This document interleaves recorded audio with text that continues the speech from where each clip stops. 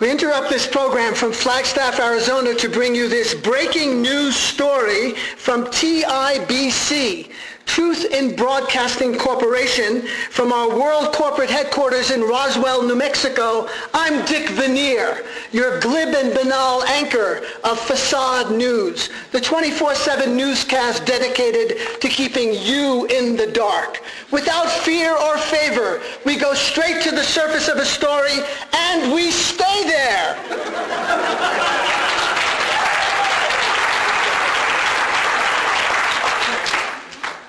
No one can challenge our award-winning in-shallow reporting. We're dedicated to the highest standards of journalism. We deceive, you believe. Ladies and gentlemen, an amazing story coming across our news desk from Alternative Radio. God, who wrote this copy? An obscure radio program in Boulder, Colorado, is reporting that George W. Bush has been arrested. The president was found burrowed deep in a spider hole at the base of the San Francisco Peaks with a stash of World Wrestling Federation DVDs and a massive collection of Kenny G and Barry Manilow's CDs, all with Iranian serial numbers. He was taken into custody by a group from Flagstaff New Day Peace Center. According to Carol Thompson, a spokesman for the center, she said, "This is something long overdue. We had to act. We could no longer wait for timid Democrats to enforce the law. Bush must face justice," she said. Bush was later reported to have defiantly shouted at his captors, "Do you know who I am? I am the leader of the free world. I am doing God's work on this earth." And then, inexplicably, to everyone's amazement, he burst into tears and said, "I want my dad." Bush faces multiple life sentences if convicted for, among other things, violating the U.S. Constitution, the UN Charter, the War Powers Act, the Geneva Conventions, almost all of them, and many other national and international laws. If convicted, he will serve his time in Guantanamo.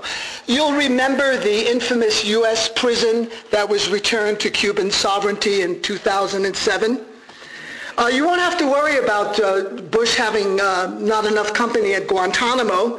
Already serving time there are such luminaries as Dick Cheney, Donald Rumsfeld, Paul Wolfowitz, Colin Powell, Condoleezza Rice, Douglas Feith, Paul Bremer, and Alberto Gonzalez.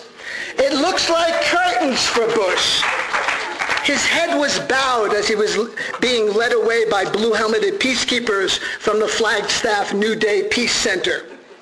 Bush was heard whimpering, "Dick, Dick, Dick. Where are you, Dick?"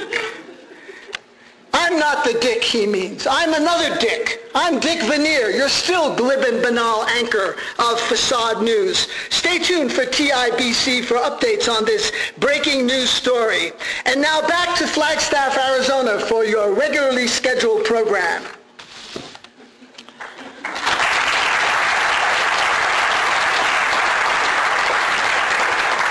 Good evening, Flagstaff. You're part of a tour joining such illustrious cities as I've been in recently as Istanbul, Beirut, Cairo, Aleppo, Damascus, Tehran, and New Delhi, and now Flagstaff. It's wonderful to be here. As you can see, I brought this heat wave from Boulder.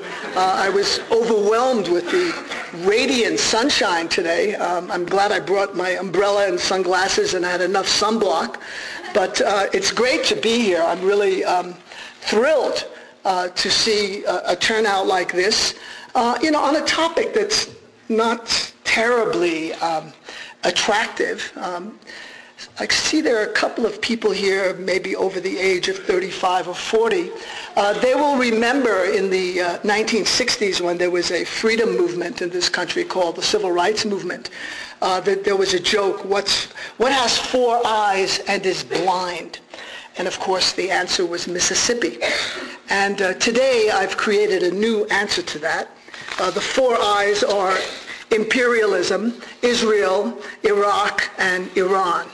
These are the four dominant eyes that basically control and drive U.S. foreign policy in the Middle East, and is threatening a much wider conflict way beyond Afghanistan and Iran. I'd like to thank the Society of Professional Journalists for inviting me. It's pretty easy for me to show up and, rant and rave and carry on.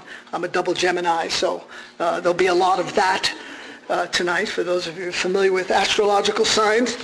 But the real work is done here in the community. So for Matt and the members of the Society to organize this event is really, I'm very, very appreciative. It's relatively easy for me to get on a plane in Denver and come here and give a talk. So it's important that you are rooted here in your community. You know that old slogan about thinking globally. Of course, it's important to think globally, but you can act here locally. And I'm really thrilled to learn about the Flagstaff New Day Peace Center, celebrating its 11th birthday, I believe.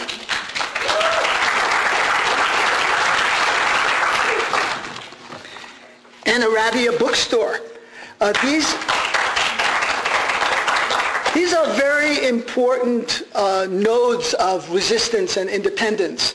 And it behooves you as residents of Flagstaff and this area to support these organizations. At every talk I give, at the end of the talk, people raise their hand in this kind of almost wimpish, wussy type voice, what can I do? Everyone wants to know what you can do. Well, here's something you can do. You can join this organization. You can get involved locally and support an independent bookstore in a time of massive borderization of books, where there's coast-to-coast monopolies now that are eliminating independent bookstores. It's important that you get behind and support this little node of resistance, because that's what community is about. Commune, to come together and to meet other people. And that's why meetings like this are important, not because I'm here or I'm such, a fantastic voice and insightful person, but it's what happens tonight and tomorrow. When you look around and see other people, responding and connecting with them. Because one of the ways that power continues to perpetuate itself is by getting us isolated, particularly in front of screens, where we spend endless amounts of time, be they computer screens or TV screens, and not communing, not joining with others, not having conversations. Oh yeah, we can go into chat rooms, and everything is electronic and insulated, but there's no human contact. And I think that human contact is extremely important. So what you do tomorrow and next week is very, very critical. And I hope I'm a bit of a catalyst. I like to use humor. I started off with that skit, which I have different variations of. I've created this news character called Dick Veneer. But, when you think about what's happened to the media in the United States over the last 30 or 40 years, there's not a lot in that you could possibly disagree with. In shallow reporting, we deceive, you believe. We go straight to the surface of a story and we stay there. Journalism has largely collapsed in the United States, and you see the results of that in the Middle East, where professional journalists allowed themselves to become embedded. An extraordinary conception. First of all, leave aside the sexual innuendo of being embedded, but for professional journalists to attach themselves to a story that they're supposedly covering is, I think, a huge breach of journalistic ethics. And it has produced the kind of desolate, uninformed, ignorant reporting that has characterized particularly the corporate media. As someone once said recently, it's kind of ironic that to get real news you have to watch Keith Olbermann on MSNBC, a former sports DJ, and The Daily Show and Steve Colbert. I mean, that's where a lot of young people are getting their news and information. And the Onion, let's not forget the great Onion. The Onion is a good metaphor, particularly when talking about U.S. foreign policy, which is completely shrouded in deception and deceit, just webs of it.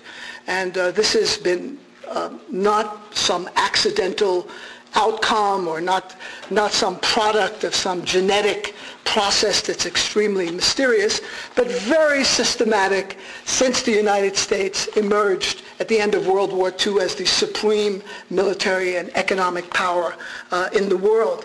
It helps to go back to the early 1940s when the State Department contacted the Council on Foreign Relations in New York, which is a kind of, de facto elite think tank.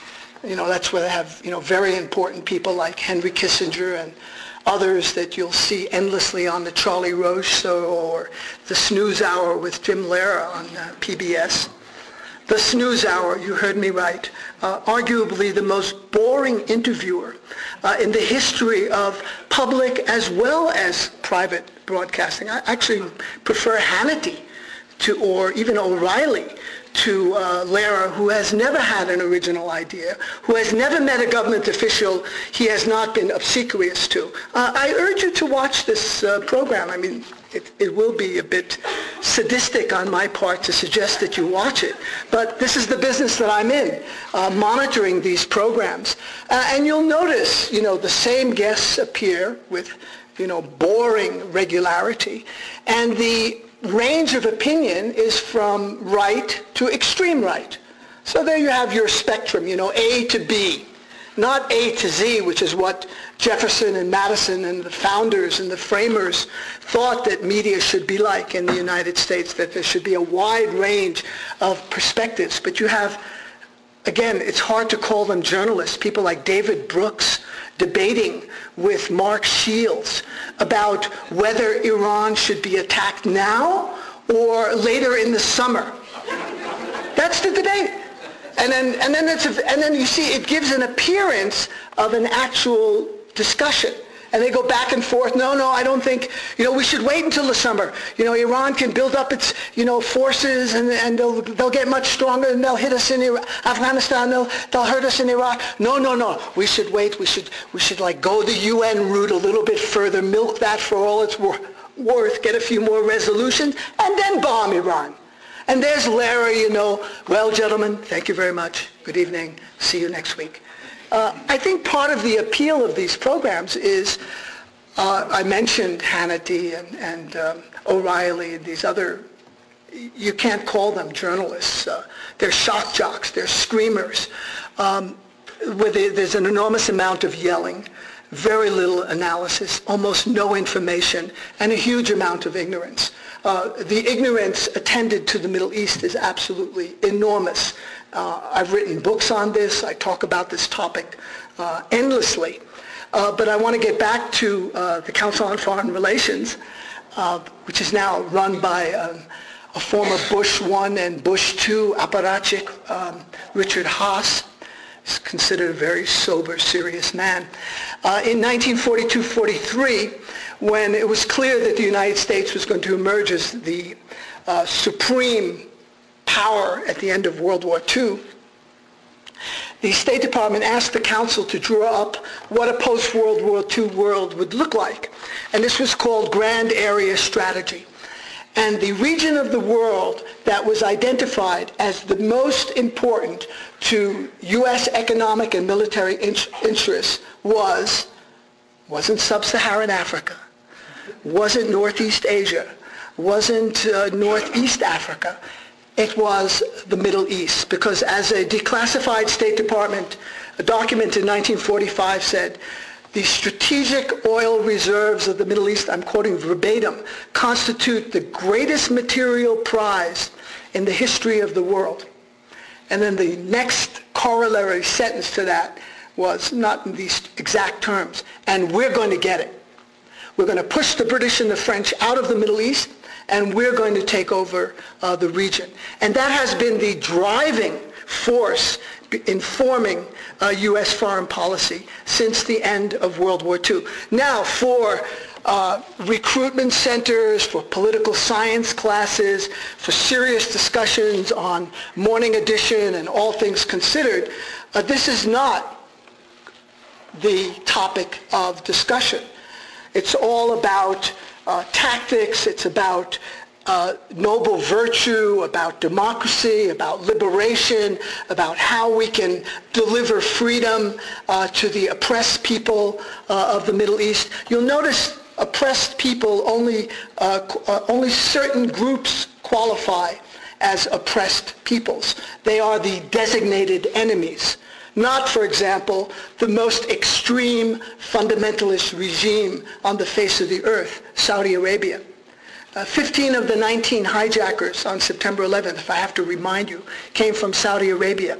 How many calls did you hear from Washington to attack terrorist strongholds and financial centers in Riyadh and Jeddah? I kind of follow the news. I don't recall hearing any at all, which is very, very curious. How extreme is this misogynist, homophobic regime in Saudi Arabia? It's the regime that gave birth to the Mujahideen and to the Taliban in Afghanistan and to Al-Qaeda. This is a peculiar form of Islam known as Wahhabism. It was formed in the 19th century by Muhammad Abdul Wahhab, an extreme fundamentalist who, like fundamentalists in Colorado Springs and in other parts of the United States, we also have our ayatollahs and mullahs here in our country, take the word of the Holy Script as literal, absolute, literal, and truth. And I'll give you some examples of that. So it's always about oil, it's always about imperial interests, but the word imperialism with the adjective American affixed before it is something you will never hear on any serious program in any medium, maybe outside of Democracy Now! And my program, Alternative Radio. There is such a thing as American imperialism. There is such a thing as American hegemony. And perhaps another way to explain it to you is to use a very simple term, stealing. It's a very technical, I understand, economic term. Robbing might explain it as well. It means their resources belong to us.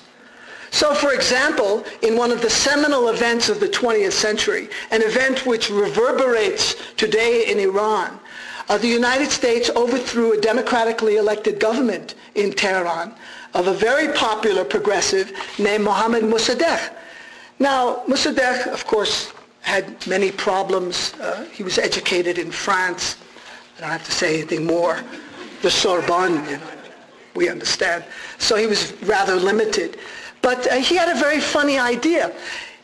He wondered why the resources of Iran were not benefiting the Iranian people. I mean, clearly he did not understand the basics 101 of how the world operates. Their resources belong to us. Almost 100% of Iran's oil the profits were being repatriated by the Anglo-Iranian Oil Company. This is the predecessor to British Petroleum, BP today. Nothing left for the Iranian people, an extremely impoverished and eviscerated country. So he, as I said, very backward guy, educated in France, he thought, let's nationalize our resource and keep the money, give some money to the foreigners because they're paying for the oil exploration, but the bulk of the money should stay in the country to benefit the people, to provide health care and, roads, schools, dams, things like irrigation projects, and things like that. Well, this didn't sit very well, not just with the British, but with the United States. And Dwight David Eisenhower was elected president in 1952, and he signed off on Operation Ajax, which overthrew the democratically elected government of Mohammad Mossadegh. This had enormous consequences. I was talking to an Air Force pilot, actually, former retired Air Force pilot on the flight down from Denver today, and I told him, you know physics, you've studied astrophysics, and actions have consequences. And so this particular action, which Eisenhower thought, would be very benign and helpful to the, oligarchies that he was serving at the time, led to the return of the Shah of Iran, the tyrant, back to the peacock throne, where he ruled for 26 years in an extremely despotic and dictatorial way, where he created a secret police called the Savak, and regularly, routinely, violated human rights, torture, executions, extrajudicial executions, etc., building up such a wellspring of hatred toward him that it led to the Islamic Revolution of 1979. So you see that actions have consequences. And today, the invasion of Iraq, which can only be described in terms of catastrophe and disaster and debacle, and those words do not come close to describing what the U.S. invasion of Iraq has meant to Iraqis. Not just the almost 3,300 Americans killed and 10,000 severely wounded, many of them blinded, without arms and legs and torsos in some cases, but the devastation to one of the oldest civilizations on the face of the earth is something that we are going to be facing. The repercussions of that is something that your children and grandchildren are going to be looking at decades from now. Iraq was not and is not an ordinary country. It's not some Arab backwater. It was absolutely, with Egypt, the center of Islamic civilization. And even with the regime of Saddam Hussein, there was a remarkable healthcare system, education, literacy programs. Today, the educational system has completely collapsed. 2 out of 3 students do not go to school. The healthcare system, which was once the envy of the Middle East, has completely disintegrated. They're using and reusing syringes and other medical equipment because they don't have anything. There are torrents and rivers of blood directly as a result of what can only be described, and William Odom, okay, no, you don't have to listen to me. General William Odom, former head of the NSA, the National Security Agency, he calls Iraq the greatest foreign policy disaster in American history. That was a few years ago. Just a couple of days ago, Chuck Hagel, who's no Noam Chomsky, by the way, a Republican senator from Nebraska, Vietnam veteran, he said, he used the word, the greatest blunder, in U.S. Foreign policy. Nevertheless, not satisfied with their enormous success in Iraq, this administration is actually considering launching yet another war. It's like keeping you distracted, here's Iraq and here's Afghanistan, and you know why things are going wrong in Iraq? It's not because we invaded, it's because of the Iranians.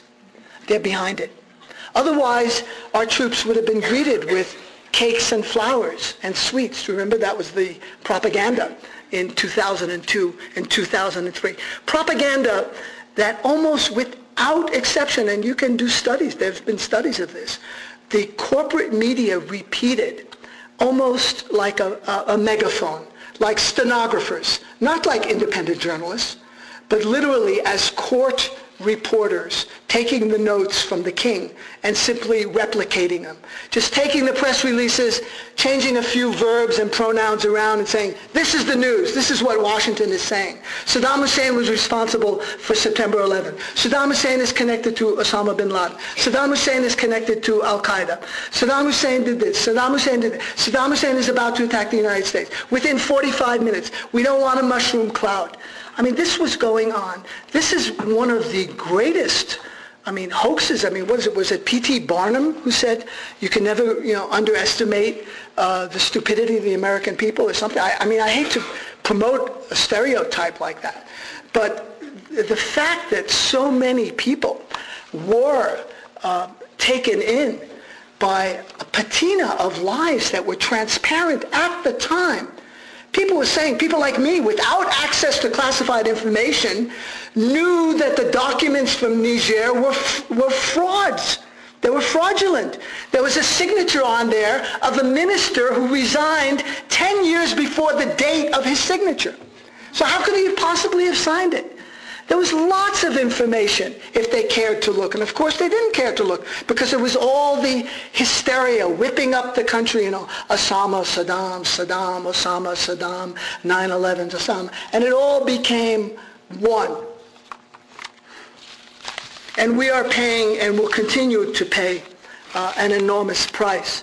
But the price that the Iraqi people are paying in terms of lives lost and culture destroyed is simply inestimable. Lancet, which is a very respected British magazine, says that 655,000 Iraqis have been killed. 655,000. And in their report, which is very carefully produced, it's not some left-wing Z magazine or something. It's an important scientific magazine like Nature and Scientific American here in the United States, to give you a sense. They say on the low end of Iraqi deaths, the low end figure is 400,000 and the high end figure is 900. It's difficult to know because the U.S. military has never cared to count Iraqi dead, which is kind of very interesting. As Tommy Frank said, we don't do body counts. Well, we don't do body counts for them, for the other, for the capital O, other, for the people we supposedly liberated. And of course, all U.S. foreign policy action, it's easy for me to pile on Bush because he's particularly inept and incompetent. And he has surrounded himself by a bunch of jerks. There's no other word to describe it. Gonzalez he's incompetent. He doesn't know the law. He doesn't know national law. He's never argued a case in court. He's a Bush crony. These are the same people that brought you Katrina. So it's easy to pile on Bush, and he's like a target. Hit me, because he's the decider, and don't misunderestimate me and things like that. But I think that would be unfair. I think that would be incorrect because there is a pattern in U.S. history, particularly since 1945, of intervention, of imperialism, always cloaked in high moral values. Remember, anyone here remember Vietnam? We were going to save democracy in Vietnam. Did anyone ask the Vietnamese if they wanted to be saved? Did anyone ask the Iraqis if they wanted to be liberated by American troops? Well, the answer is yes, there were some Iraqis on the CIA payroll, like Ayad Alawi and Ahmed Chalabi. Chalabi, head of the Iraqi National Congress, which was a CIA front, was a convicted felon in Jordan. He was convicted of 22 counts of fraud and embezzlement and tax evasion, sentenced to 31 years. He set up a Petrobank, that's what it was called, the Petrobank in Jordan, and he just looted the money of the depositors. And he became the principal expert that people like Charlie Rose called on to tell us about Iraq. What are Iraqis thinking? Here's someone who left Iraq in 1958 when there was a coup d'etat overthrowing King Faisal, and he was part of the kind of the ruling families. He hadn't been in Iraq in 50 years, and yet he was telling, Charlie Rose and the New York Times editorial board and Thomas Friedman and all the other pundits, this is what our people are thinking. There's a whole host of quislings, characters that have this term in Spanish called vendes patrias, country sellouts, that literally market their countries, that put themselves on their hands and knees, genuflect in front of U.S. power and say, we will serve you. What do you need, master? No doubt wanting to build on its enormous successes and progress, that's Dick Cheney, another great thinker. And another easy target, someone who is so delusional that you can no longer watch Saturday Night Live. I mean, you can't watch, I can't even watch The Daily Show anymore. It's not funny. Because, these are the people that are talking about victory today. Bush was talking about victory in Iraq, success in Iraq. What are the contours of that victory, Mr. President? And what kind of support do you have among? Has anyone asked the Iraqi people what they might think? Well, believe it or not, in this incredibly chaotic situation inside of Iraq, there have been polls conducted. I'm sure I don't have to tell this audience. It's probably repeated 24/7 and in the, what is your big Phoenix paper? The Arizona Republic, and I'm sure John Kyle and your other great Senator McCain constantly tell you this. There was several polls taken in Iraq in the last couple of months. Rather amazing results. 80% of Iraqis believe that the presence of U.S. troops is causing the violence, is the main cause of violence. And almost 80% of the population of Baghdad wants those troops removed as quickly as possible. Now, that's what the Iraqis are saying, and that actually reflects the conversations I've had. I haven't been to Iraq, but I've just been to Iran, where there are many Iraqi refugees, in Jordan, in Syria, in Lebanon, in Turkey, and in Egypt, and they all report the same thing, that it is the presence of the U.S. military that is causing the ongoing violence. It is the catalyst. It is what has, released the sectarian violence. But not content with their catastrophe in Iraq, and Afghanistan is unraveling as well, they want to now threaten Iran with war. And for the propaganda masters, it's a dream. All they have to do is change the Q in Iraq to an N, and they're good to go. They can recycle the same talking points, the same press releases and scripts. Iranian President Mahmoud Ahmadinejad is the new Hitler or Saddam or bin Laden, or maybe all three combined. Iran is a growing threat, as the Vice President continually reminds us. CNN talk show host, another great pundit, Glenn Beck, it's Glenn with two N's, by the way. He says Iran is the greatest threat we've faced since Nazi Germany. Well, I can vouch for that. I mean, living in Boulder, I don't know about here, but every day the sky is completely covered with Iranian jet planes and helicopters, and Boulder's right on the Pacific Ocean, and I look out on my beachfront property there. Everywhere, there are Iranian ships everywhere, conducting normal, routine naval exercises, aircraft carriers, minesweepers, destroyers, cruisers, right out in front of my front porch. I mean, it's scary. So I think Glenn Beck is right, and the great leader himself, that is none other than W, has said, the actions and policies of the government of Iran continue to pose an unusual and extraordinary threat to the national security, foreign policy, and economy of the United States. Well, there's a lot of, evidence to support that. You see, Iranians, when I came, when I drove this morning from Boulder to Denver, I had to stop by numerous Iranian checkpoints, and there was a curfew last night in Boulder, and you had to show ID. It's getting pretty scary. So I think we should be afraid, very afraid. There's an author named Jerome Corsi. He says, a world ruled by Iran is something every person who loves freedom should fear. Then there's someone whom we might know. He sold millions of copies of books, He's a Christian fundamentalist televangelist named John Hagee.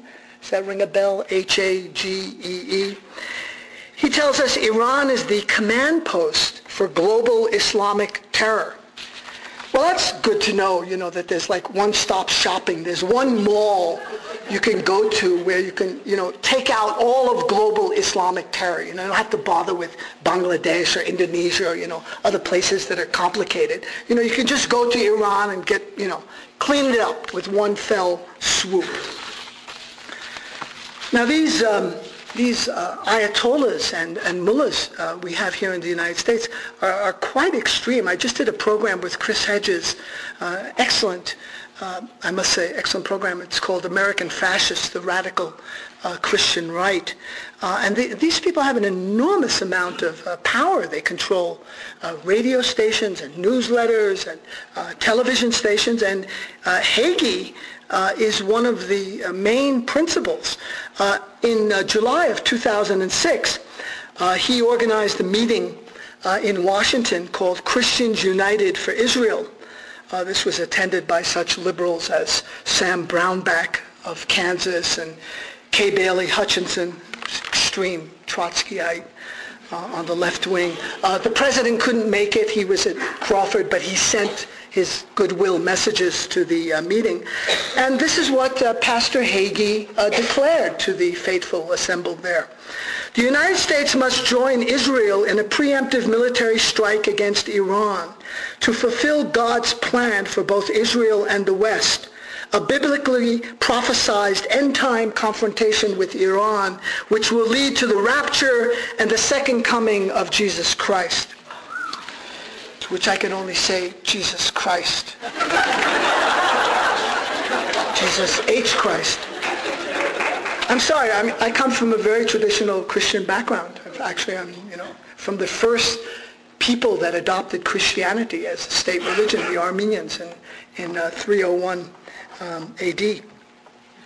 Now, these rantings and ravings from these mullahs are not just limited to Iran. You have someone like Pat Robertson on the 700 Club, who has openly called for the assassination of Hugo Chavez. Now, you may not like Hugo Chavez. He happens to have been elected 3 times by the people of Venezuela in free and fair elections. That's well documented. But maybe you don't like him. But here you have someone using the electronic airwaves on his 700 Club saying that the United States should, I'm quoting here, take out Venezuelan President Hugo Chavez. He's a terrific danger whose country, says Reverend Pat, listen to this, is a launching pad for communist infiltration and Islamic extremism. Isn't that great? So we've got the 40s and the 50s and the 60s hysteria with the hysteria of today.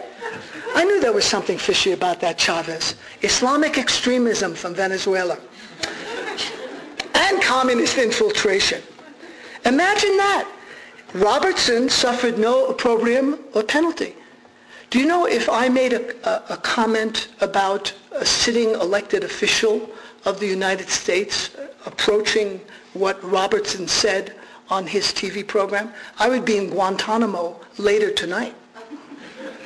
Even though I may actually harbor those deep and dark thoughts.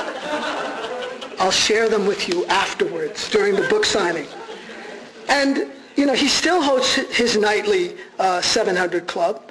So it's cool to advocate the assassination of an elected head of state. This is an open example of the culture of terrorism.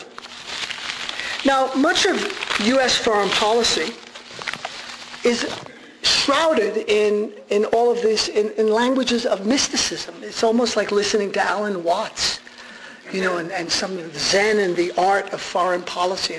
Everything is extremely, arcane, but very noble and very proper. But, every once in a while, we live in a remarkable country, as Chomsky always reminds us, because I mean, there are programs like mine. There is Amy Goodman's Democracy Now! There is The Nation magazine and The Progressive, and there is Counterpunch and ZNet and Alternet and CommonDreams.org and all of these, BuzzFlash and Truth Out. And, it's a remarkable mix. Obviously we are blessed with freedoms here. We're able to have a meeting like this, that is not broken up by stormtroopers. It's unlikely that in Iran, where I was recently, that I could have a meeting like this, even though I traveled all over the country without ever being interfered with, followed, trailed, spoke to anyone I wanted to. But, I wasn't publicly talking about the regime in Tehran, of which I'm quite critical of, as are most Iranians, by the way, and I'll tell you more about that in a moment. But we have a remarkable documentary record that's declassified, which really reveals the internal thoughts of elites, the people who run the country. After all, as John Jay said, the first president of the Continental Congress and the first Supreme Court justice, he said, those that own the country ought to govern it. And that's been pretty much how the United States has functioned since 1789. Of course, this is not something you learn in political science classes or on courses on American history or democracy, because there it's important to spin the fantasies, the fairy tales, the stories of benevolence, about helping Panama, about liberating Grenada. How ludicrous can you get? Have any of you been to Grenada? It's about the size of this building. Nevertheless, again, I'm glad you're laughing, but it's preposterous. Nevertheless, in 1983, Ronald Reagan, does anyone remember Ronald Reagan, movie star, president? He claimed that tiny Grenada posed a grave national security threat to the United States and had to be invaded. Extraordinary. There was, complete press censorship at the time. And there was the usual kind of whipping up of fear and hysteria. Afterwards, Reagan said, this is sending 6,000 Marines on an island the size of this building, with about as many people as in this room. After the invasion, he said, our days of weakness are over. Our military forces are back on their feet and standing tall. Now, only in a very highly indoctrinated and propagandized society can political leaders make statements like this without 3/4 of the population simply collapsing in paroxysms of laughter. I'm quite serious. This was reported, I remember at the time, on National Public Radio and on all other serious news outlets, including the New York Times and the Washington Post, that Grenada posed a serious military threat. Do you know what the Grenadian, I've been to Grenada so I can talk about it. You know what the Grenadian Navy looks like? It's a couple of kayaks and some rowboats. And the Air Force is a Cessna. And this is, which doesn't work. And this, but again, it's remarkable. We're laughing today, but just 24 years ago, Reagan had most of the people in this country believing that not only was Grenada a huge military threat, it was absolutely imperative that the United States invade it and overthrow the government there, which it did. Now, I want to get back. I'm sorry, I'm a little bit scattered. The important intercommunications amongst elites, how they talk among themselves. This is George Kennan, who after World War, and during and after World War II, was considered one of the most liberal and most astute foreign policy experts that we had in the State Department. I believe he was like Undersecretary of State and Deputy Secretary of State. A very serious man. And in these internal documents, which are now available if you care to look for them. This is what we learned. This is Policy Planning Study, PPS number 23. He's talking about the United States. We have about 50% of the world's wealth, but only 6% of its population. In this situation, we cannot fail to be the object of envy and resentment. Our real task in the coming period is to devise a pattern of relationships which will permit us to maintain this position of disparity without positive detriment to our national security. To do so, we will have to dispense with sentimentality and daydreaming, and our attention will have to be concentrated everywhere on our immediate national objectives. We need not deceive ourselves that we can afford today the luxury of altruism and benevolence. We should cease to talk about vague and unreal objectives such as human rights, the raising of living standards, and democratization. The day is not far off when we're going to have to deal in straight power concepts. The less we are then hampered by idealistic slogans, the better. This was a top secret document that was declassified, and I think it's very informative and very instructive. I was listening to Michael Savage, actually Monday night, another genius of the airwaves.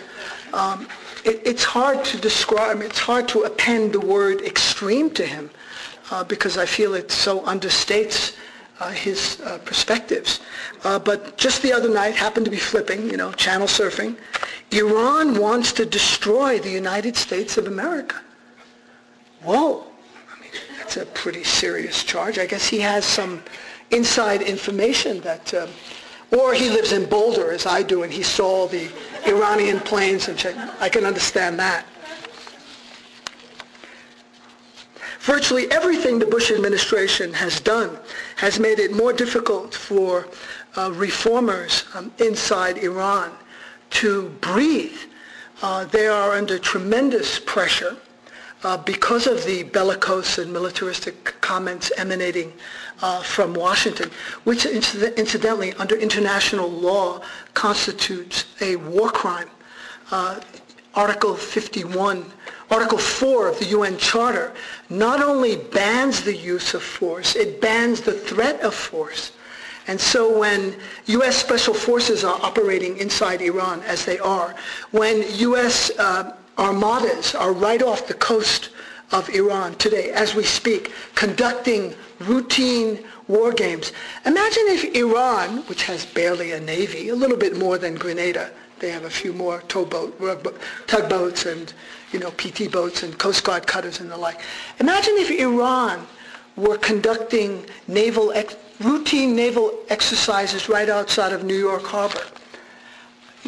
Might there be some reaction here in the United States? Do you think Washington might get exercised? Do you think the mediocrity might get very energized about Iranian warships right off the coastal waters of the United States? And these are aircraft carrier battle groups. Incidentally, one of them is named Eisenhower, which has, because of the coup in Iran in 1953, has a particular resonance for Iranians. So Eisenhower comes back. We live in the United States of amnesia. This is the USA. There's no memory. There's no memory of 1953. I bet there aren't 3 people in this audience that even have heard of Mohammad Mossadegh or any of the events in that period, or even knew about George Kennan's, revelatory comments, or about the State Department comment that the greatest strategic prize in the history of the world is the oil of the Middle East and the United States intends to get it and keep it. So we have what Studs Terkel calls a national Alzheimer's disease. There's no memory. And of course that plays perfectly into the hands of power. Because without memory, without history, you're completely paralyzed. You're unable to rebut any of the propaganda that is spewing forth from the corporate media.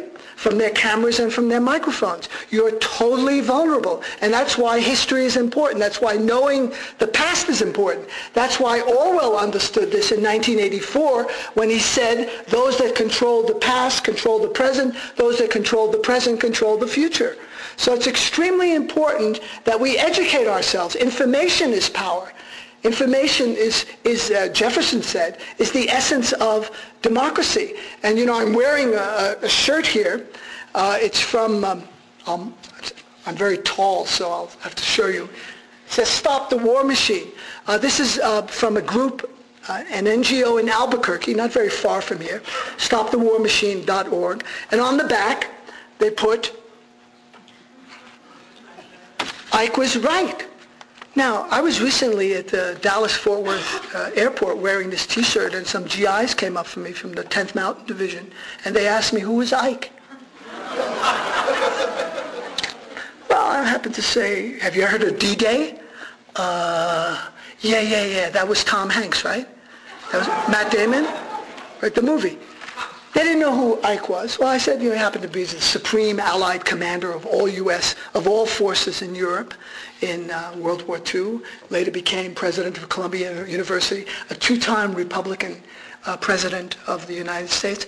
And what did he do on January 17th, 1961, as he was exiting, as he was giving his farewell address? He gave one of the most prophetic speeches in American history. But again, in the United States of amnesia, this is not, it's not well known. He warned the country, and this is coming from a career military man. This is not from some Gandhian pacifist, living in Sedona. Is that good? So, when I'm in LA, I say, oh, hi, so you have to adjust it to your, local space community. And in Boulder, I say Boulder.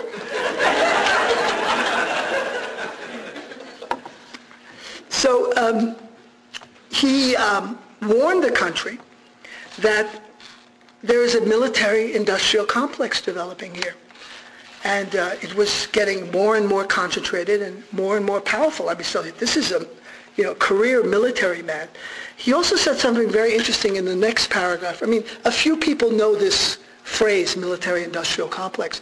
In the next paragraph, he said, only an aware and knowledgeable citizenry can prevent this military-industrial complex from engulfing our democracy.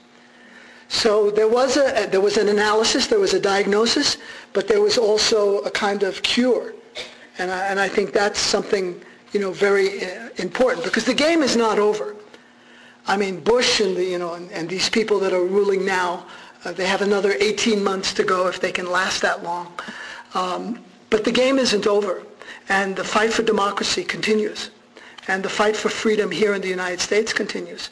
So Eisenhower's words are very, very prophetic. Think about the country then and think about it now. The military-industrial complex is absolutely enormous.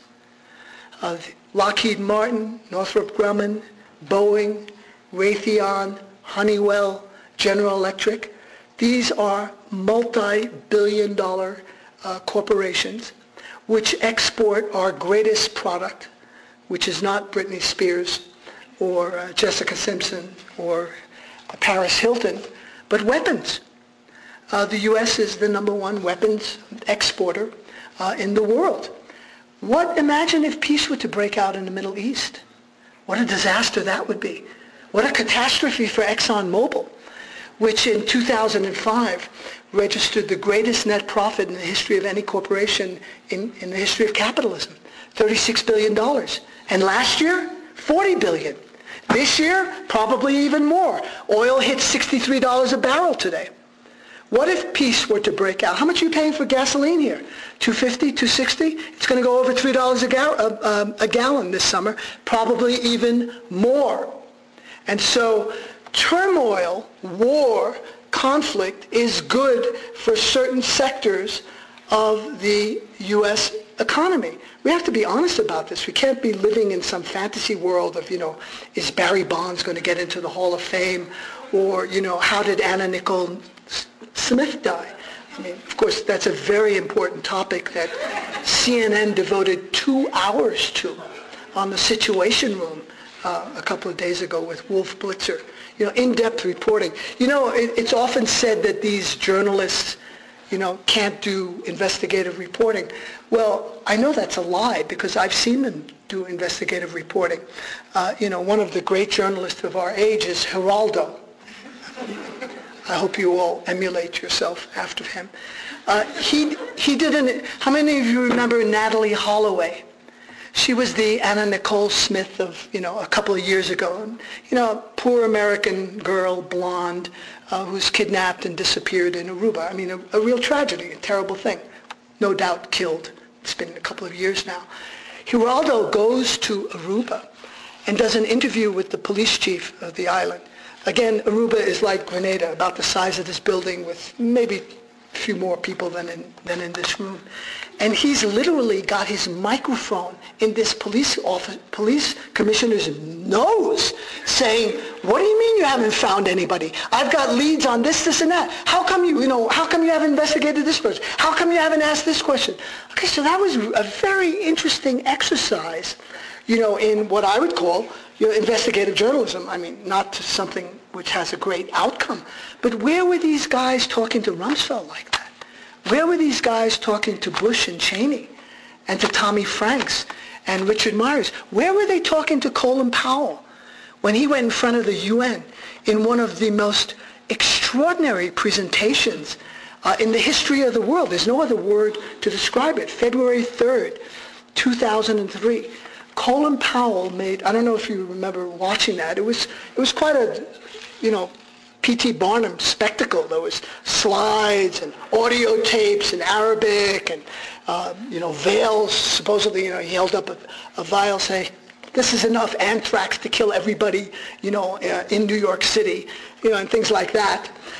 Powell made 29 allegations about Iraq, you know, about their underground weapons labs, their mobile weapons labs, their Scud missiles, their anthrax, you know, their serum, you know, on and on. You remember it, right? Or maybe you don't, because, again, it's not referred to anymore, and Powell is going around the country collecting $80,000 a speaking fee, which is slightly less than I'm getting this evening, by the way. So I'm not going to badmouth him.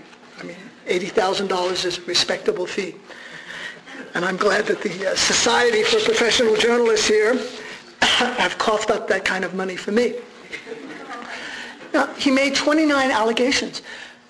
Out of 29 were completely bogus. I mean, this is extraordinary. I mean, just by statistical error, you're bound to get 1 or 2 right. You know, like you make up 29... You know, like when you're a kid, you know, 29 lies, you know, the dog ate my homework, I slipped on the ice even though it was June. You know, one of them is bound to be true. You know, 29 out of 29. I distinctly remember the media pundits, all of them without exception, saying this was one of the most magisterial, that was the word that was used, magisterial performances in the history of U.S. diplomacy. Anyone who had any doubts about the nefarious and evil nature of the regime in Baghdad, all of those doubts were laid to rest by Colin Powell's masterful, superb presentation. There was no exception to this, except in the dissident media, except from people like Scott Ritter and Hans Blix and Hans von Stronik and others, and Mohammed al-Baradei, people who actually knew, and Dennis Halliday, who knew Iraq, who had been there. There was, right about the same time, Fairness and Accuracy in Reporting in New York, FAIR, it's a media watchdog group, it has a liberal bias for sure.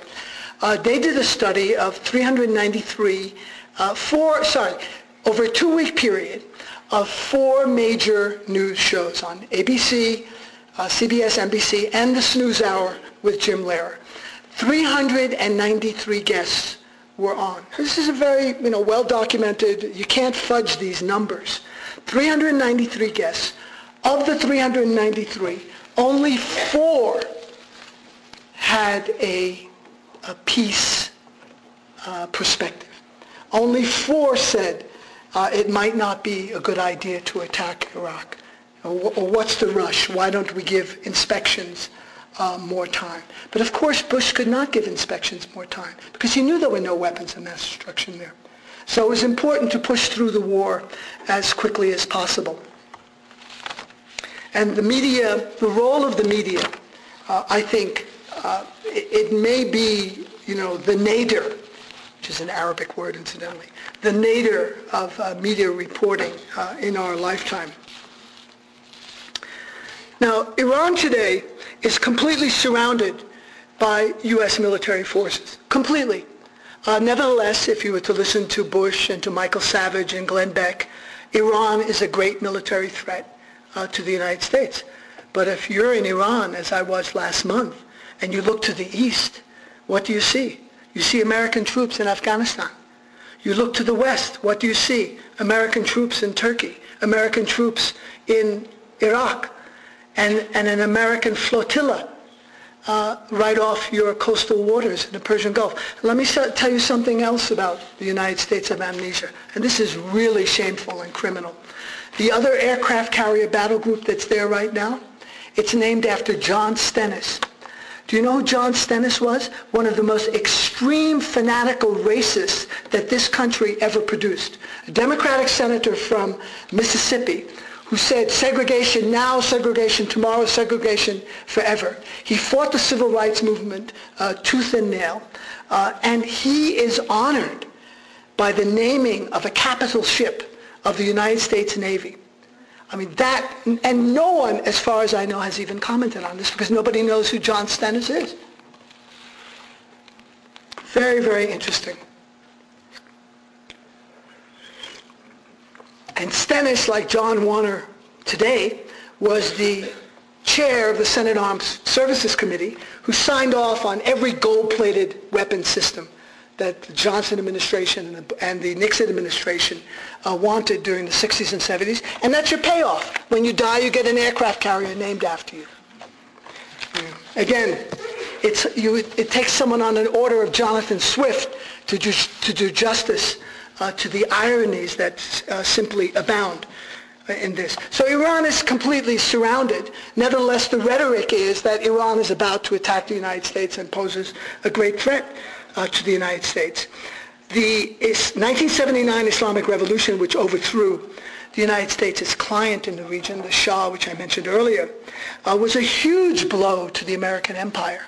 The Shah was one of their biggest cash cows. He was pouring billions of dollars in buying weapon systems, F-4s and F-16s and other very expensive weapon systems from the Pentagon, plus supplying oil at a very low price to U.S. Oil corporations. I talked about the military-industrial complex. We cannot leave out the petrochemical complex, which is also part of this. And I mentioned ExxonMobil and the profits it made in '06, but don't forget Chevron Texaco, ConocoPhillips, British Petroleum, Getty, and Occidental. So there's a handful of corporations controlling oil and gas supplies.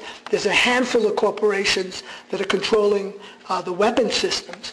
And they're all depending on more and more conflict, because if peace were to break out, their profits would disappear. Today, Iran is accused of a myriad of sins. It is not adhering to the conditions of the Non-Proliferation Treaty. Iran, as a signatory to the treaty, has a right to enrich uranium for peaceful purposes. Now, the big question is whether Iran is actually enriching uranium for peaceful purposes. It says it is, and is willing to have open inspections, and every Iranian I talk to, including the president, who I heard with my own ears say, we are very happy to sit and negotiate with the United States, the United Nations, or any other international body or group of nations, including the EU, but without preconditions. We will not be bullied. And this is what the EU and the Bush administration is doing. It's insisting that the outcome of negotiations be determined a priori. Before we sit down, you must capitulate on A, B, C, and D, and then we'll have a talk. Well, I hate to tell you, like most people, most countries, Iranians are proud people. Mexicans are proud. Venezuelans are proud. Indians are proud. United Americans are proud. And they don't like it. They don't like to be bullied, and they have a history of colonialism. They remember being, pushed around by the Russians, then the British, and then the Americans. And they have a sense of their integrity and their dignity. I should tell you that there's an enormous amount of opposition to Mahmoud Ahmadinejad inside the country, inside Iran. Iran is a very young country. Its population of 70 million. 2/3 of its population is under the age of 30. They have no memory of the Shah and his tyranny. They have no memory of the Islamic Revolution and Ayatollah Khomeini flying back on an Air France jet from exile in France. And they have very different views. 65% of all college and university students in Iran are women. Women are very, very visible. And I was following all the media there. I speak some Persian, so I can follow some things. Radio and TV, anchors, reporters, commentators, analysts, all women, overwhelmingly women. And then, medicine, education. But I have to report to you, in terms of political power, there are no women in important high government positions. It is a theocracy. It's a very unusual political system where there is a supreme leader who's elected by a guardian council. Sounds pretty ominous, which is self-selected. That's Ayatollah Ali Khamenei. And he is actually above the elected president, Mahmoud Ahmadinejad.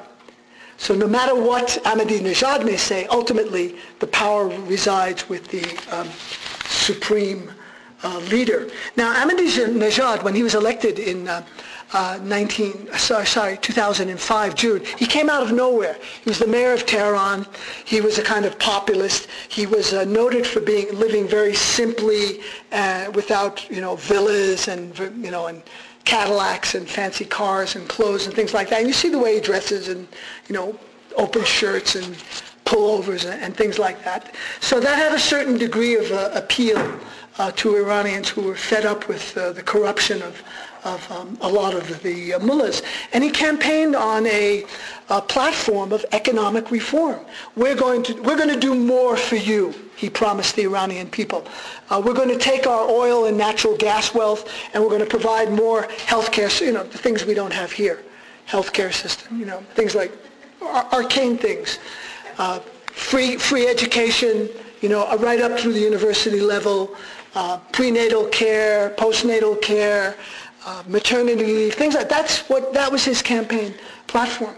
After he's elected, he goes totally off in this other direction of international issues, and this has really irritated a lot of the young Iranians in particular, who said, we need things here in our country. This is the iPod generation, by the way.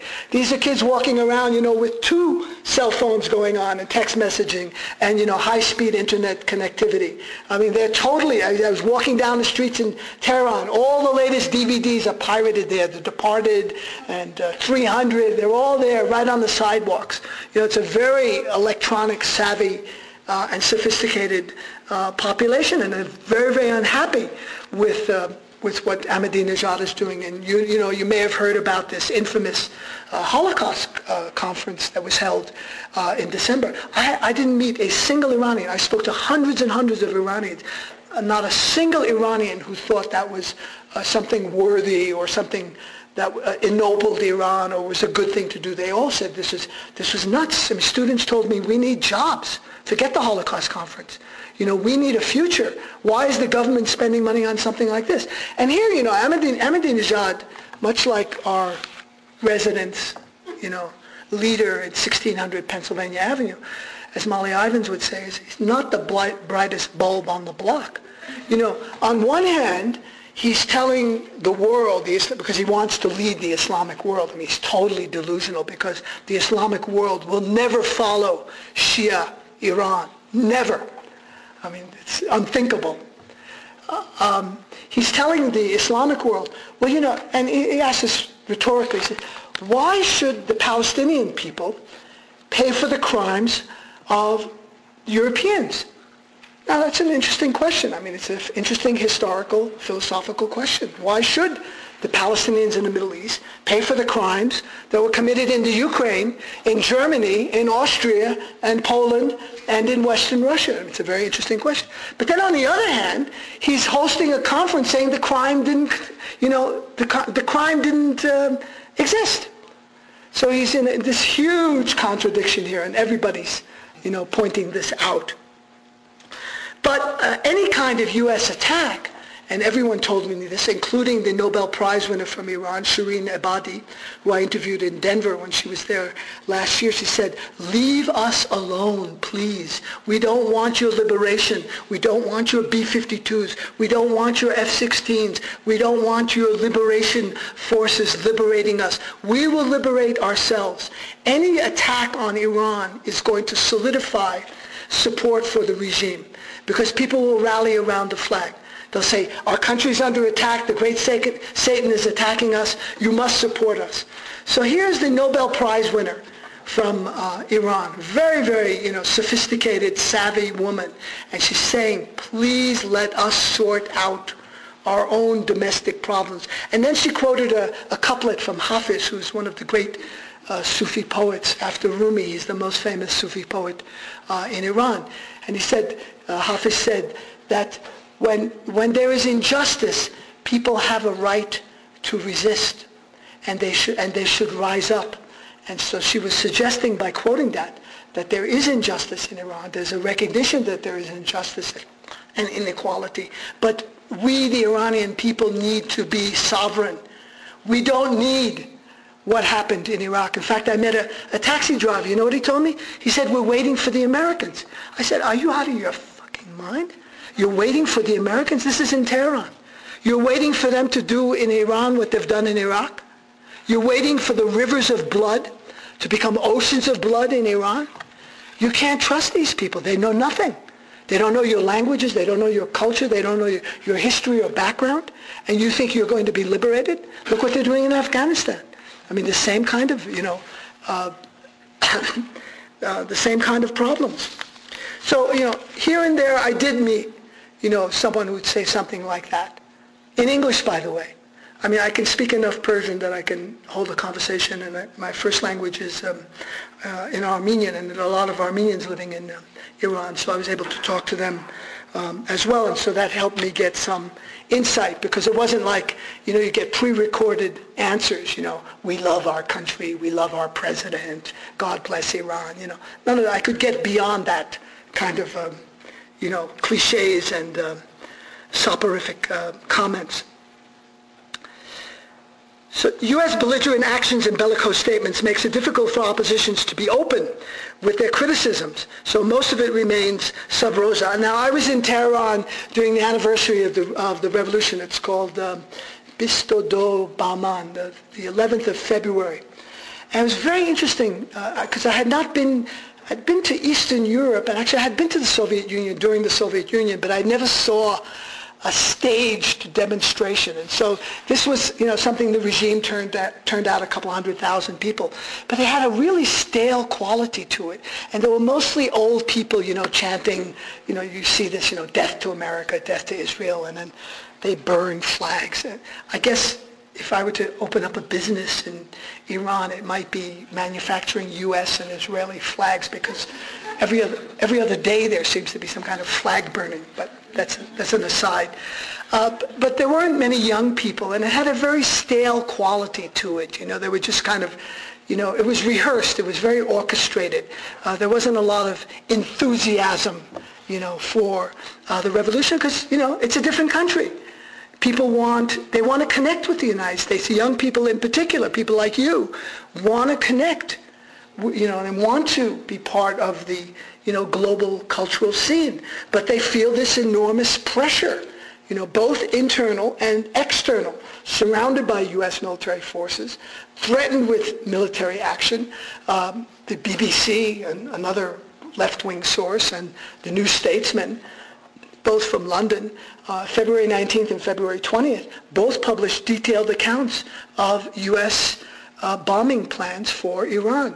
Seymour Hersh has been writing about this in the New Yorker for over a year, actually detailed accounts. I'm driving along in Tehran, and the guy next to me said, "See those buildings over there? Those are targets." I said, "Those are targets? I mean, what's in there?"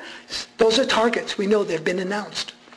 So, I mean, the idea that some kind of strategic bombing is going to solve the problem is not going to happen. Incidentally, in a world of propaganda, it's very helpful to be on the winning side, which of course is our side. And so you'll never know that our country is in direct violation of the NPT itself, and it should be subjected to UN sanctions. I'm sure you hear this on Morning Edition tomorrow. You'll hear it tonight on All Things Considered, Charlie Rose, New York Times. It's nonstop. I mean, I'm just bored with it. But every day you see the coverage. The U.S. is in direct violation of the very treaty that it is accusing Iran of violating, and that is the NPT treaty, which stipulates that those states having weapons of mass destruction are obliged to draw down their arsenals. Is the United States doing that? Well, if you go to Los Alamos right now, you can get your answer. They are upgrading and increasing the number of weapons of mass destruction with higher density, greater lethality, and these are these so-called smart nukes. So you can expect tomorrow, I'm going to be listening to Morning Edition, Renee Montaigne and Steve Inskeep, announced that the UN is imposing sanctions on the U.S. for violating the NPT. Also, other allied states of the U.S. like Israel, India, and Pakistan, they get a permanent, get-out-of-jail pass. They're not even members of the NPT. They all have nuclear weapons, and they're allowed to keep them and develop them and increase them. This is seen in Iran. This is seen in Lebanon. This is seen in Syria and Palestine as an example of the kind of double standards and hypocrisy that the U.S. practices. Now, I want to show you just a couple of covers from magazines, very instructive. The Economist, which is an excellent magazine. I recommend it. It's written in English, complete sentences. Grammar is very tight, very impressive. Next stop Iran with a B-2 stealth bomber. It's like a Grateful Dead tour. Next stop Albuquerque, next stop Taos, next stop Santa Fe. So next stop on the road tour, the endless war tour, is Iran.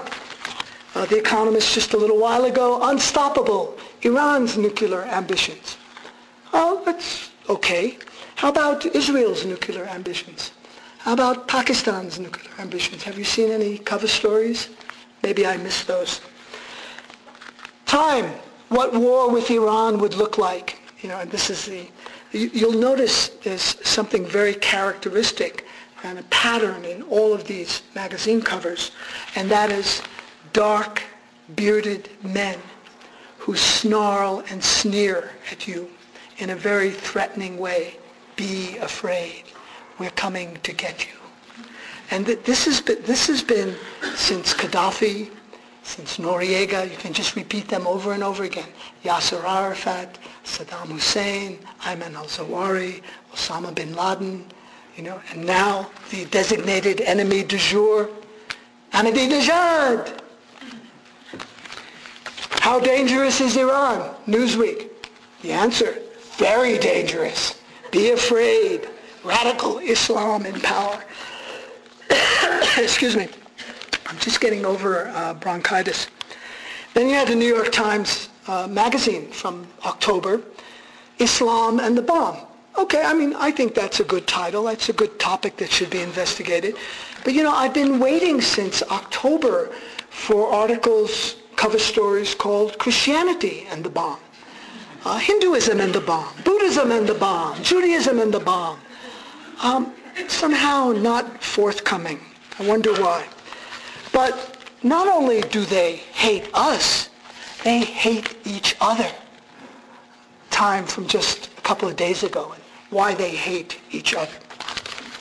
Almost after 6 years after the attacks of September 11th, only a handful of Americans have any idea why this country was attacked. I'm not talking about the mechanics. I'm not talking about 19 people hijacking 4 planes and flying them into buildings. But the reasons behind the attacks are completely buried. And they have directly to do with the 4 I's I mentioned earlier. Imperialism, Israel, Iran, Iraq, and of course, oil. It's always about oil. If you had any doubts, have you seen the new Iraqi oil law? It's called the hydrocarbon law. They can't provide security to their people, but the legislature has time to pass an oil law. It will provide an enormous bonanza for foreign oil companies to take over Iraqi oil fields, which have enormous. Iraq has the second largest oil reserves in the world, right after Saudi Arabia. And Iraqi oil, I'm not a geologist, but geologists have told me this, is particularly valuable because it's very close to the surface.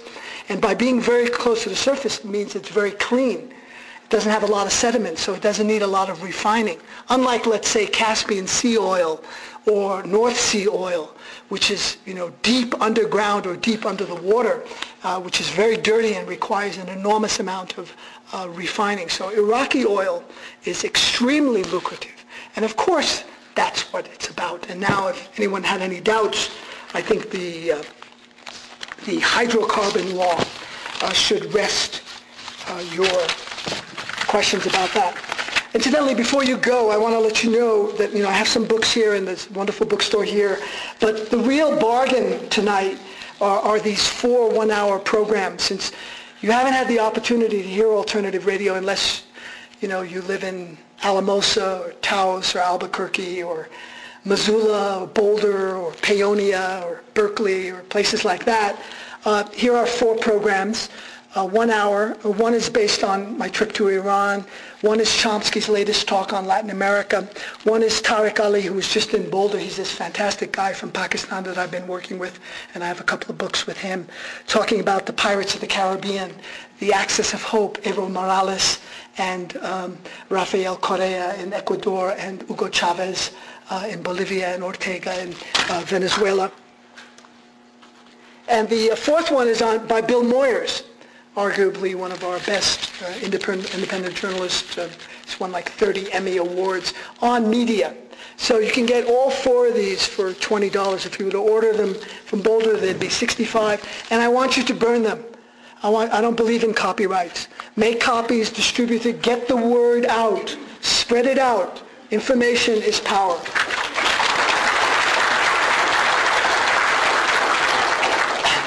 Finally, that's an applause line. In Denver, I got a standing ovation the other night. People were like, oh man. People gasping, sighs of relief. Woo! Finally, I'd like to conclude with one of my heroes, Arundhati Roy of India, great writer, marvelous woman, very unpretentious, brilliant mind, wit.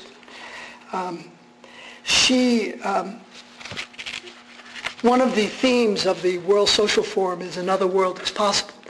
And we have to believe in another world is possible. It can't just be the world of Cheney and Rumsfeld and Powell and Condoleezza Rice and these warmongers that rule over us and war criminals. We have to believe that there is an alternative, that there is a dawn, a different type of dawn that's possible. That like this Air Force guy this morning, he said, is this the best we can produce? I mean, he was like a Republican supporter. Is this the best we have in this country? People like Bush and Gonzalez?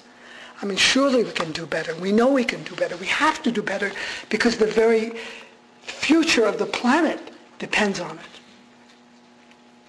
So the World Social Forum has this, another world is possible. Un otro mundo es posible.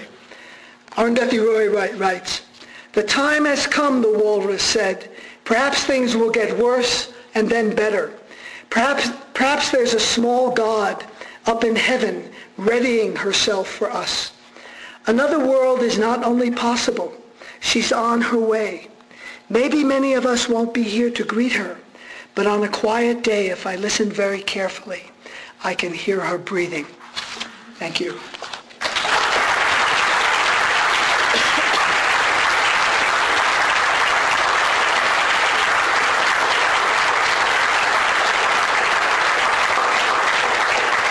And if you happen to be leaving now, don't forget to pick up a catalog. They're free.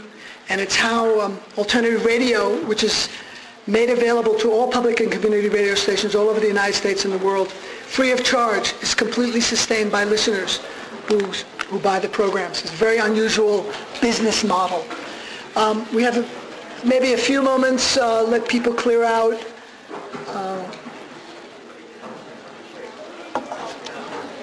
What are the Russians going to do when we hit Iran?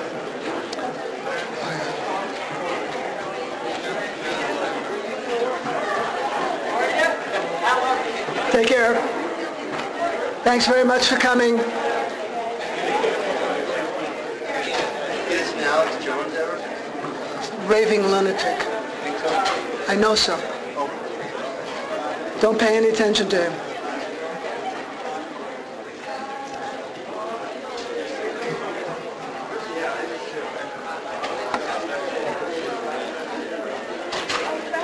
Please pick up a book on your way out. Help support the independent bookstore here. What time is it?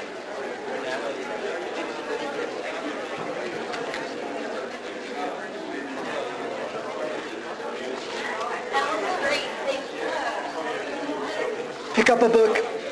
Get some CDs. Well, the first question, what are the Russians going to do if the United States bombs Iran? Well, there's not much they can do militarily. They can do quite a bit economically. They have huge investments in Iran. They have veto power at the UN, so they can, block initiatives there. But it's not clear what Putin is going to do. I thought his comments in Munich in February were extraordinary. I mean, this was front page news in Iran. I don't know how well it was reported here, but he essentially described the United States as a rogue state, out of control, run by war criminals. Kind of like the old Soviet Union. Yes. Do you think that there's any chance that Bush and his cronies will ever actually be brought before? Is there any chance that Bush and his cronies will be brought before a world court as war criminals? Well, the case for impeachment is so solid, is so non-controversial that it's difficult to find any daylight. I mean, anyone who knows anything about national or international law is absolutely convinced that this junta in Washington is guilty of grave breaches of national and international law. And so what does Nancy Pelosi do? In her first comment as Speaker of the House, takes impeachment off the table. The very weapon, the very scimitar, the very bludgeon that could be used to rein in this homicidal maniac is removed from the table. And what does Hillary Clinton say? And Barack Obama and John Edwards about Iran? All options are on the table. So they're taking some options off the table, one that should be definitely, I believe, pursued. I did in that little skit at the beginning about war crimes. The Geneva Conventions have been completely trashed by this administration. The UN Charter, a whole host of national and international laws, including the War Powers Act of 1996, including the Foreign Intelligence Surveillance Act, including domestic surveillance and wiretapping. I mean, just the range of crimes is so extensive that it simply boggles the mind. And that Clinton could get impeached, for an indiscretion in the Oval Office. Consider, okay, it's a bad thing, I know. None of us have done, I've never done anything wrong in my life. I've never told a lie. I've always been true and faithful. But, some of us are weak, But what were the consequences of that? Were millions of people slaughtered? Were billions of dollars wasted? Were countries destroyed? Was the oldest library of Qurans in the world looted in Baghdad because of Clinton having an affair with Lewinsky? Was the National Museum of Iraq looted? Look at the consequences. I mean, on a scale, I mean, very insignificant. I mean, obviously he's a hypocrite and a moron and, you know, did what men in power do. They exploit young women. That's it. This is like a new thing. What's your analysis of what's happened just in the last couple of days with the taking of the British soldiers and the movement of ships? More war games. Routine war games. Is this Bush's way of getting out of Iraq so that we can now... Well, yes, there is an exit strategy out of Iraq. It's through Iran. They've figured out the exit strategy. Go through Iran. That's how you get out of Iraq. Clearly, well, look, first of all, there are 5 or 6 Iranian diplomats that were seized by U.S. military forces inside Iraq. The Iraqis say they're diplomats. I don't know. Maybe they are, maybe they aren't. But they say they are. And in fact, the Kurdish government, which controls Erbil, says that that was an Iranian consulate and that they had diplomatic immunity. Okay. Maybe they're wrong, maybe they're not. This could be some kind of, trade-off for the Iranian diplomats being held inside Iraq for these British Marines. We don't know where those British troops were in Shatt al-Arab. It's not like there's a boundary in the middle of a waterway, this side Iran, and their flags and people waving, this side Iraq and their flags, and it's not like that at all. I mean, it's literally murky, and I've been there. The water is very murky because it's the effluents from the Tigris and the Euphrates that meet there in the Shatt al-Arab and spill into the Persian Gulf. So it's very, very muddy, literally, in that area. So I don't know. Maybe they were wrong. Maybe the Iranians were wrong. It's, in this atmosphere of war talk, any spark could be used by Bush and Washington to launch a bombing attack. I mean, obviously they're looking for some casus belli. They're looking for some excuse. Someone else? Is there any hope for decorporatizing the media? Is there any hope for decorporatizing the media? Well, I think that's already happening, and the internet has been an incredible force for democratization. I mentioned some of those websites: Truth Out, BuzzFlash, Counterpunch, Counterspin, Democracy Now!, Alternative Radio. I mean, none of these things existed a few years ago. I mean, it's been just a huge surge, if I may use that word, in independent alternative media, and it's most noticeable among young people. I know a little bit about NPR and PBS because that's kind of where I hang out and where most of my programs are broadcast. They're very worried about what's happening to their audience. It's getting older and older. I mean, young people aren't listening to, they're certainly not watching Charlie Rose, who's absurd. I mean, how he commands an hour every night is in itself, should be the subject of some kind of investigation. He's never done an honest piece of journalism in his life. So I think there's cause to be optimistic, and Bill Moyers talks about that in that program on the media reform. And there's a movement now in Congress, in particular, Kucinich and others, that want to roll back the monopolies and the concentrations and the clear channelizations, which was all, there was a flood of concentration and monopoly takeover of TV and radio because of the 1996 Telecommunications Act passed by Gore and Clinton, who promised us that by passing this telecommunications, it was called Reform Act, we would have, just multiplicity of media. There'd be more media and more diverse, and it'd be less expensive. Well, do you see your cable bills lately? Are they going down or up? Just one more question. I have 2 questions, which I want to know your opinion about. One is, I want to know your opinion about the biggest embassy which is built in Armenia. And second, I want to know your opinion about given over, I think, 100 million, close to 100 million to the TV stations from here, Iranian, they were funded from government to do anti-government Iranian government. Yes, that's out of Los Angeles, yeah. And you've been to Iran, the Iranians are very happy with the government. The Iranians here are very happy with America. So everybody wherever they are, they like where they are. So what's all this? Well, I wouldn't agree with your characterization that all Iranians are happy with the Iranian government.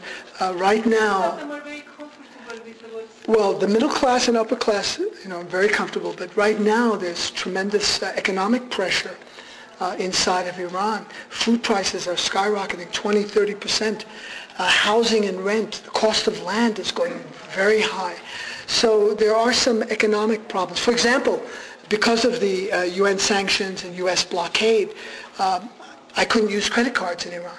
Everything, I was traveling around with cash. You can't use traveler's checks. It's very hard for Iranians to conduct business. I mean, everything's in cash.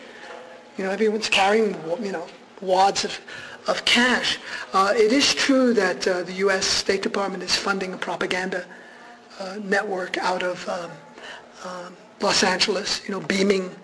Some of them favor the return of the Shah, the monarchy. Others, want some kind of other type of government. But the interesting point that the question raised here is about, how the U.S. and Hillary and all these great liberals say, we're not going to stay in Iraq. There's very little evidence to support that. All you have to do is look at the American embassy that is being built in Baghdad. Iraq is a country of 25 million people. This is the largest embassy in the world. It is bigger than Vatican City. It will have 5,000 employees. It will have its own water purification plant, its own electricity, bowling alleys, tennis courts. It will be one gigantic green zone. Now, if you weren't planning on staying in a country for a long time, why would you, and it's costing $600 million. By the time it's built, it'll be way over $1 billion. Besides that embassy, the U.S. is making permanent military bases in Iraq, Anaconda, Taji, Balad, and one other. These are not, it's not like bases here in Arizona or Vandenberg. They're giant malls. They're PX complexes. They're Wendy's and Burger Kings and Pizza Huts and Domino's and Walmarts and Starbucks and all the other, symbols of American mercantile power.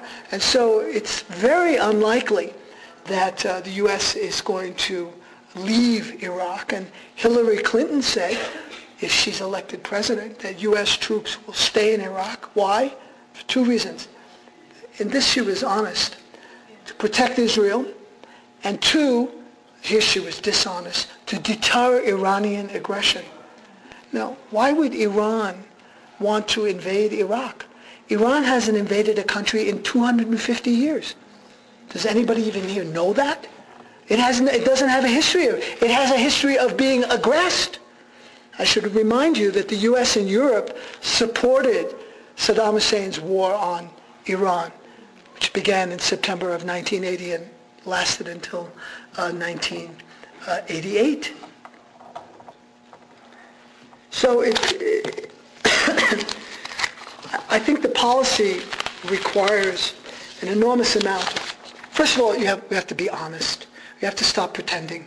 We have to stop telling these fairy tales about our benevolence and our kindness and our wanting to help people. That's not what it's about. It's about power. It's about imperialism. It's about profits. If you want to live in the world of fairy tales and you believe in the tooth fairy, okay, more power to you. But only until we recognize the problems that exist in front of us, and only when we start stripping away the layers of deceit and deception that we ourselves perpetuate, only then can we think about a more just and democratic society. Thanks very much.